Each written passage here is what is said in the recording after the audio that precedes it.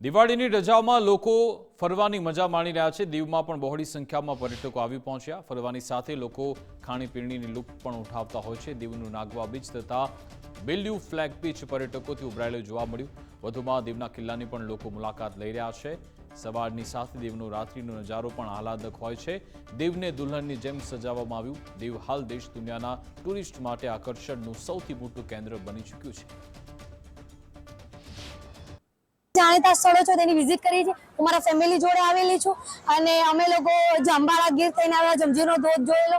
ત્યારબાદ અમે દીવના ફોર્ટ ગયા, કુકરી બીચ ગયા અને નાવ અહીંયા નાગવા બીચ આવેલા છે। માહોલ સારો છે, ગમે છે, વાતાવરણ બી સારું છે અને થોડી વ્યવસ્થાના ભાગરૂપે હું કહીશ કે થોડી વ્યવસ્થાની જરૂર છે। અહીંયા બહુ મસ્ત બધું નીટ એન્ડ ક્લીન દરિયો છે અને અમે અહીંયા નાગવા બીચ આવેલા છીએ, ગંગેશ્વર મહાદેવે ફરવા આવેલા છે અને અહીંયા દીવે અમે સ્ટે કરવાના છીએ। અને અત્યારે આ તમે જોવો છો માહોલ, દીવનો દરિયા કિનારો એકદમ ક્લીન અને ચોખ્ખો છે। આપણને આમ નાવાનું મન થઈ જાય ઓટોમેટિક, એમ થોડુંક આમ ગંદુ ને એવું નથી। એટલે દીવ આમ જે પ્રમાણે બધા કહે ને ચોખ્ખું, એટલે એકદમ ક્લીન સિટી છે। અહીંયા જે નાગવા બીચ છે ત્યાં પબ્લિક પી ઘણું ખરું છે અને ક્લીન દરિયો છે।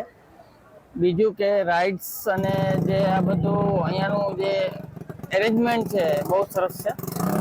ખાસ કરીને કિલ્લો છે, મ્યુઝિયમ છે, સેન્ચ્યુરી જ્યાં પક્ષીનું અભયારણ્યનું જે બનાવેલું છે એ બધું બહુ ખૂબ જ સારું છે। આ ટાઈમે જેમ કે પબ્લિક જોવા મળી છે 2-3 દિવસથી, એના પહેલા પબ્લિક અહીંયા નહોતી ને પ્રશાસનનો પણ બહુ મોટું આમાં હાથ છે, બહુ સપોર્ટિવ છે। વ્યવસ્થા પણ એવી બનાવેલી ને દર વર્ષે અમે નવી રાઈડ લાવવાનો કોશિશ કરીએ છીએ।